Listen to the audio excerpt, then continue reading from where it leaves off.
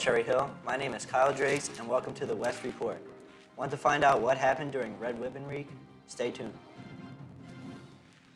And I'm Justin Hunick. Later, I'll have the scoop on field hockey, soccer, and boys football coming up. And I'm Mara Gray, and this week we'll be talking about the annual blood drive. The annual blood drive was held on October 23rd here at West. Students and parents were eligible to donate blood to the Red Cross after evaluation. Here's the SGO advisor and blood drive coordinator, Mr. Schmidt, with the results. We're here with Mr. Schmidt, the student government advisor. Mr. Schmidt, can you please tell us the results of the blood drive? As a matter of fact, I just got the telephone call yesterday at my home. At the last blood drive, our goal was 110.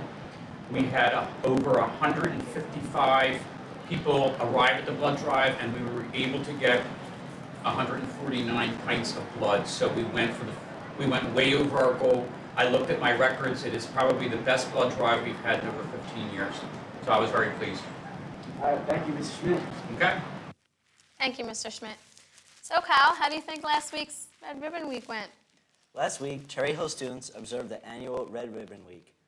Red Ribbon Week is devoted to drug prevention through special activities.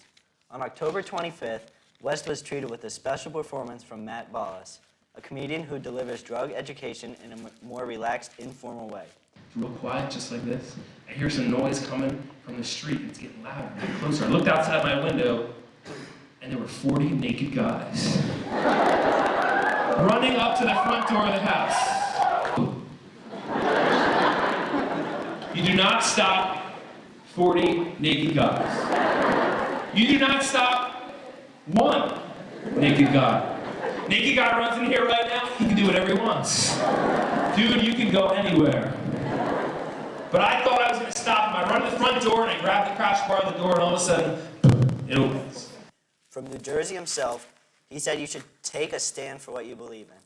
We asked Matt what he thought about the feedback from West after his performances. So far, the best of the three, but I've enjoyed them all. I mean, they responded really well. They seem to connect with the comedy and allowed me to get the message across. Did any of the students, could you tell none of them were interested? Or, if a student wasn't interested, how'd you, bring them in? Yeah, you can always tell there's some students who are uncomfortable with what I'm talking about, so they start talking. It's not that anyone sleeps, it's more that they want to be disruptive, they can't deal with it. And when that happens, I change the mood, because I'm not up there doing some act. Right. This is I'm vulnerable out there, so I try to bring them in further by getting a little more serious for a second and getting their attention and moving on. In Matt's routine, he talks about getting naturally high through laughing and enjoying yourself. He also urges people to explore your motivation and to be healthy. The overall response to Matt was impressive. The audience felt comfortable and laughed at everything he had to say. The most important thing was everyone learned something about drug awareness. Also during Red Ribbon Week, students hung red ribbons for public awareness. On Monday, October 23rd, some students walked inside West wearing red ribbons to show their support. On Tuesday, October 24th, students and staff were asked to wear red and purple clothing. Red stood for substance abuse prevention, and purple stood for violence prevention. On Wednesday, some students and staff wore green shirts and stickers describing numerous things to take a stand for. Popsicle sticks were also used as random acts of kindness. On Friday, the biggest event took place, the event known as White Face. Students paint their faces white and dress in all black and have a pretend cause of death on the back of their t-shirts. The select students who participated were not allowed to talk all day. We would like to thank all of the students who helped make this Red Ribbon Week possible and one of the best yet. Let's turn to Justin now for sports. This week in sports was a great opportunity for the Cherry Hill West field hockey team. West will be playing in the Central Jersey tournament as well as the South Jersey tournament. The team beat Jack's Memorial 2-1 on their first tournament game. Next game is against Cherokee at West on November 1st. Coach Ms. Bunjwicks had to say that it was a great opportunity for the team. Playing out of conference is a great experience and chance for the team since our conference is considered one of the best in South Jersey. Good luck to the field hockey team, and we'll update you on the progress of the team in future West reports. For the girls, success just kept coming. The girls soccer team competing in the South Jersey Group 4 tournament has won their first round as well, beating Millville 2-0. Their next game will be on Thursday, November 2nd against Eastern Regional. The West football team won a thrilling game against Willingboro on Saturday, October 28th. Coming off a bye week, the team was fresh and they were ready to play. The defense came up giving no points, and the offense came in the end zone twice, scoring 2 touchdowns, making the score 14-0 for us Lions. West improves to 2 games and 5 losses. This week, West will test their 2-game-in-a-row streak at home on Friday, November 3rd against Shawnee High School. Come out and support the Lions. Also, any students who plan on playing a winter sport for West must get the permission slips and physicals in as soon as possible because time is running out.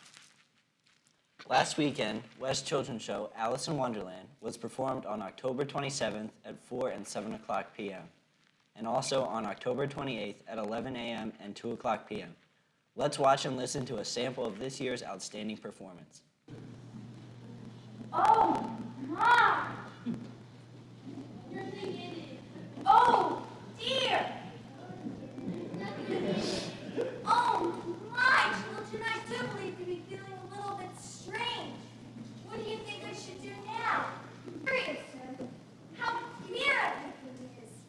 Yesterday, things were not as usual, but today I'm sure I must be someone else. I do believe I am in Wonderland. Oh, how lovely! Smart Valley, huge game of chess being played all over the world. But how am I ever going to get to the coronation? Congratulations to the cast and crew of Alice in Wonderland, and also to the show's new director of this year, Susan Balderstone, for making the show such a great success. Also, on November 8th at 10 o'clock a.m., the West Side store will reopen. You'll find new merchandise such as new West clothing, balloons, and even gift baskets. In A12, the store is run by Airmark along with special needs students who are accompanied by teachers. The store is also a great training facility for special education for ages 17 through 21. Sponsors such as Home Depot, ShopRite, Goodwill, and Trader Joe's support the store and help it to continue running. So come by to support your school when the new West Side store reopens on November 8th. This week, we close the West Report with a special feature titled The Weekend Review. Our reporters Allie and Brittany are on the scene to tell us what goes on in Cherry Hill on the weekend. So if you're bored on the weekends, here are some things you can do.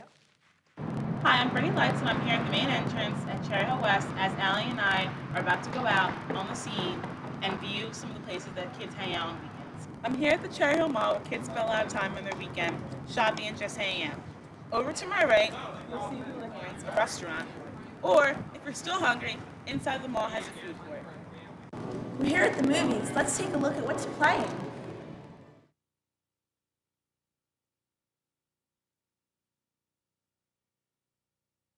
And Fridays is right there. Hi, this is Allison Norleon, and this concludes this week's special of the West Report. I hope you find some of our tips helpful this weekend.